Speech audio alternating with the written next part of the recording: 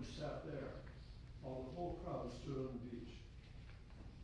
And he told them many things in parables, saying, listen, the sower went out to sow, and as he sowed, some seeds fell on the path, and the birds came and ate them up. Other seeds fell on rocky ground, where they did not have much soil, and they sprang up quickly, since they had no depth of soil.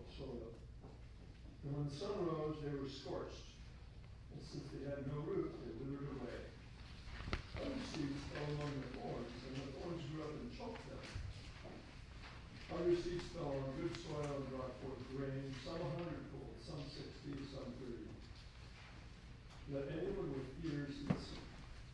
Hear then the parable of the sower. When anyone hears the word of the kingdom and does not understand it, the evil one comes and snatches away what is sown in the heart. This is what is sown on the path. As for what was sown on rocky ground, this is the one who hears the word and immediately receives it with joy. Yet such a person has no root, but endures only for a while. And when trouble or persecution arises on account of the word, that person immediately falls away. As for what was sown among thorns, this is the one who hears the word, but the cares of the world and the lure of wealth choke the word, and it yields nothing. But as for what was sown on good soil, this is the one who hears the word and understands it, who indeed bears fruit and yields, in one case 100-fold, and another 60, and another 30. The gospel of the Lord. Praise to you, Lord Christ.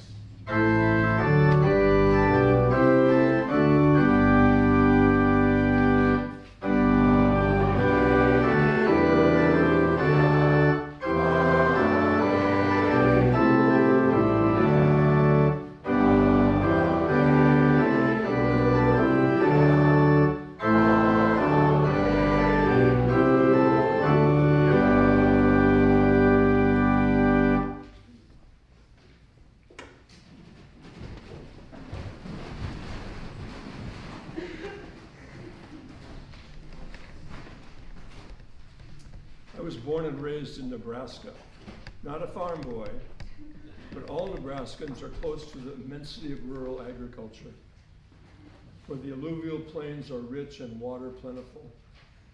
The crop is corn grown in perfect hedgerows, much like the agricultural queen of Sonoma County, the grape, vines planted in perfect symmetry, straight on or glanced at a slant.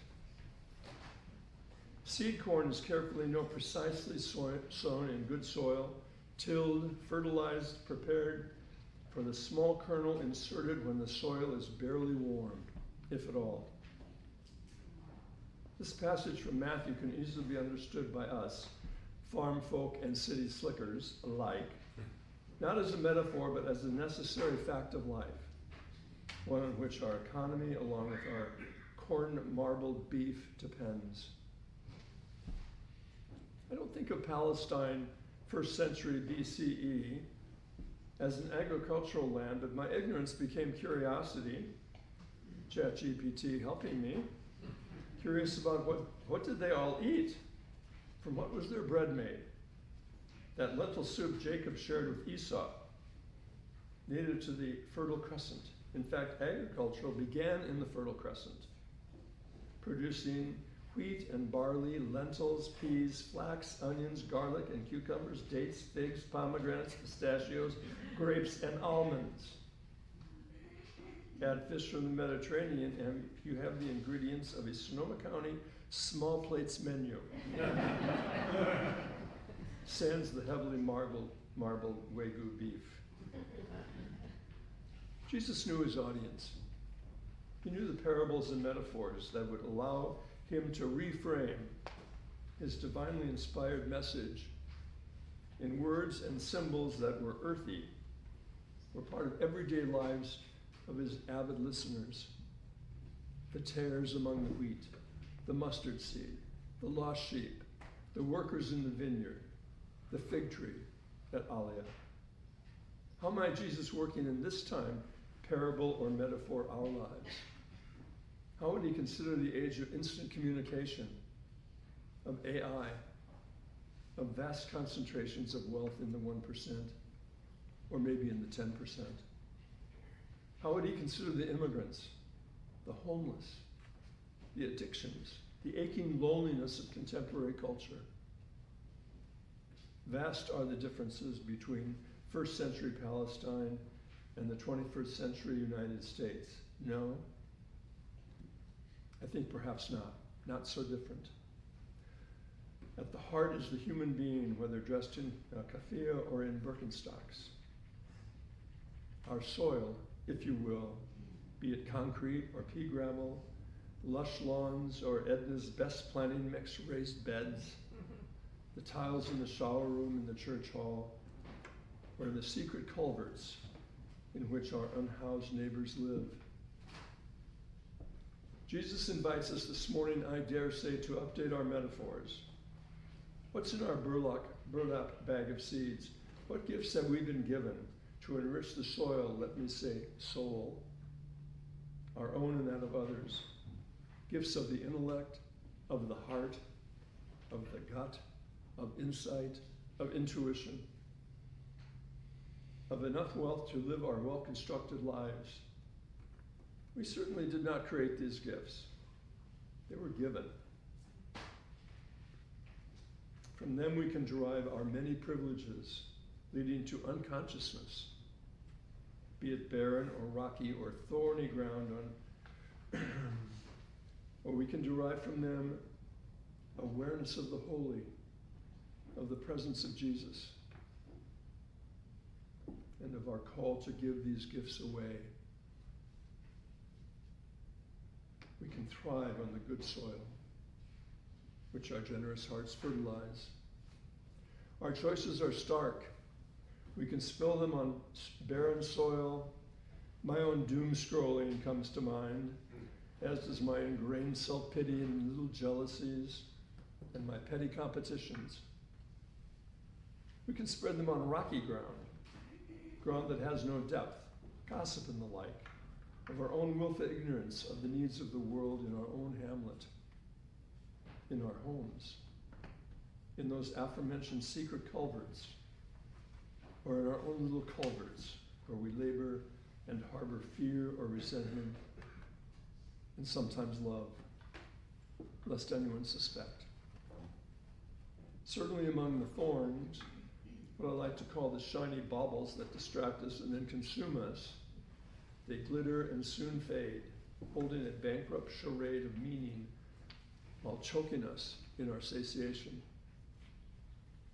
Yet some of the seeds, I would speculate, most of the seeds that are evidence of the lavish love Jesus has for us, they fall on good soil.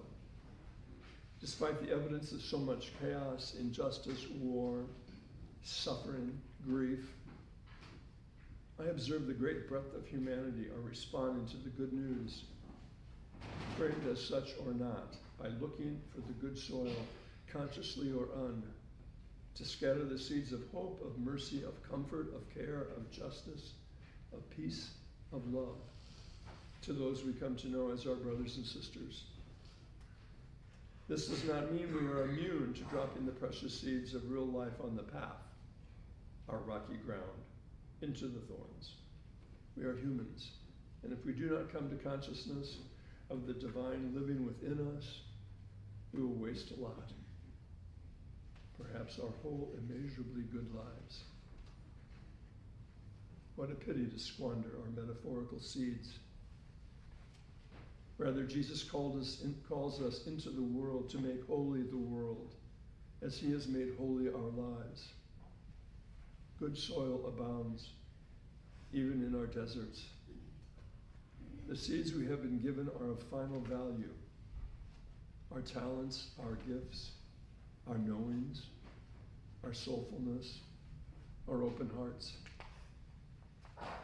It is weird to me how this singular man living 2 millennia ago animates our hearts yet, gives us insight into the capacity to care for this broken world, relies on us to become his healing of our siblings as he heals us, all through the unseeable but ineffable grace that permeates our lives. It permeates the ether in which we breathe. We do not do this alone. We do it with each other. We do it for each other and for the countless others who await our presence, all rooted in this ineffable grace.